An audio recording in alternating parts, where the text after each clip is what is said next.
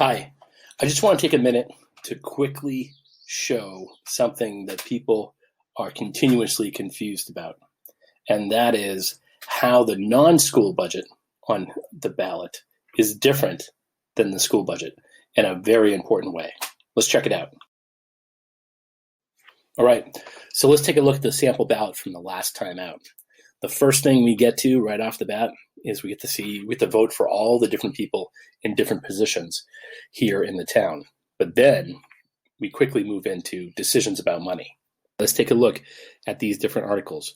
We go Article 3, going to give money to the town moderator for doing the work of town moderator. Article 4, we're going to look at the members of the select board, decide whether or not to pay them. Article 5, the core town budget, $12.6 million. Then we get to Articles 7, 8, and 9. One for roads, one for sidewalks, one for a study on repaving the parking lot at Riverside Middle School. Each of these articles passed. So now we hit the next set. So starting with Article 10, there's money for the Comp 2 Park. Then I'm going to skip over the set that is the school set and come back to that in a second. When we hit Article 16, we start involving different organizations from around Springfield that people put on the ballot to consider helping support. In 16, there's money for the community band, 17, money for SEVCA, 18, money for visiting nurses. And what happens in this set is 10 actually goes down. It does not pass. 16, 17, and 18 all go through. As we move along, we look at senior solutions, Valley Health Connections, the current RSVP, meal, and the Springfield Family Center. All of these articles pass. So as we finish out the town meeting ballot, the Women's Freedom Center, the Art and Historical Society, Turning Point, and HCRS. And again, all of those pass. So this gets to us to a point where we can think about spending authorization and trying to compare the two. In the vote, what is the town agreeing to allow the different entities to spend? And on the side of the town and organizations, it's agreeing to $3.6 million. And then people look at the other side of the scale.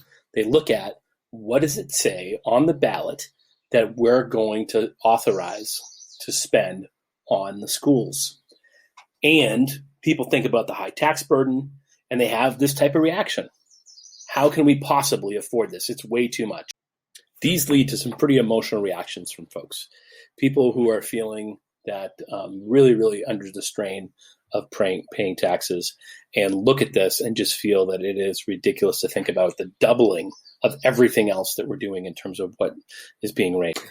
And at least in part, that analysis leads to some predictable outcomes. The articles to pay for the moderator for the town school board pass. The articles for $500 for each of the school board members pass. But the other two school articles go down.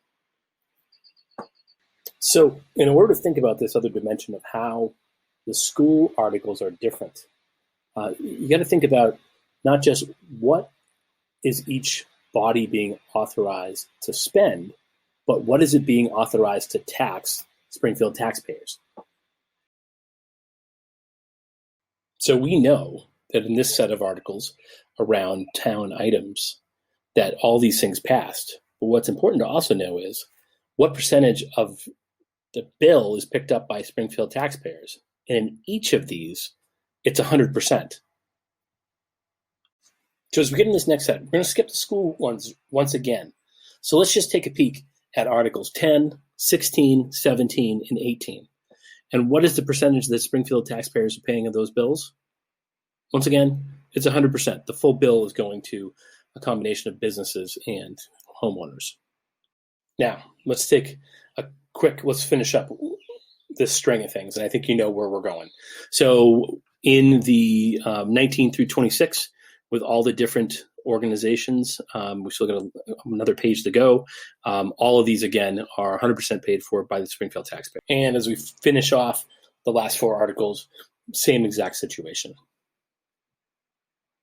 Let's go back and take a look at those school items now. in 12, 13, 14, and 15.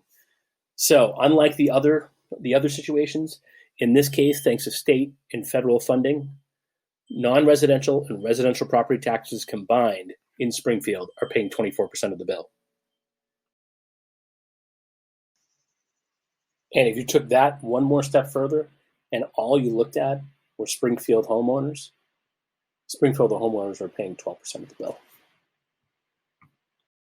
So how does this change things? What does this mean instead of what are we being authorized to spend to what are we being authorized to collect from people in Springfield? Well, you go from 32.8 to 7.9 million in the combined residential and non-residential property. So then if you take it one step further and you eliminate the non-residential property tax and you just think about what are people with residential property in Springfield paying for their educational tax, you get down to 3.96 million.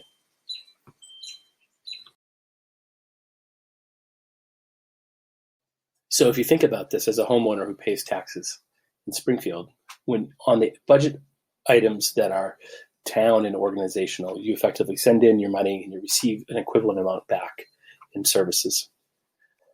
But when you're voting for authorization of school spending, you are really in a position where you're sending about $1.20 to the state government, and in return, receiving $10 back. It's a good deal for Springfield taxpayers. It's one of the best deals in the state. And the great thing about that deal is it puts us in a position to be able to afford programs and opportunities for kids. Now, does this mean that just based on this information that everyone's going to want to vote in a school budget? No, and I don't expect that to be the case. There's all kinds of things to evaluate in terms of the quality of the product that we're producing and what we're doing for kids and what we're doing overall for the community. All those things are fair to judge. I just want to make sure that this one piece, which I repeatedly hear people misunderstand, is something that is as clear as it can be, so that when you go to make those judgments, where you try to evaluate what you can afford as a community and what do you want for your kids, and you're trying to figure out where that is, because it's not absolute. There's a tipping point in there somewhere that you have the best information you can to make that choice. So I hope this helps a little bit. Thanks.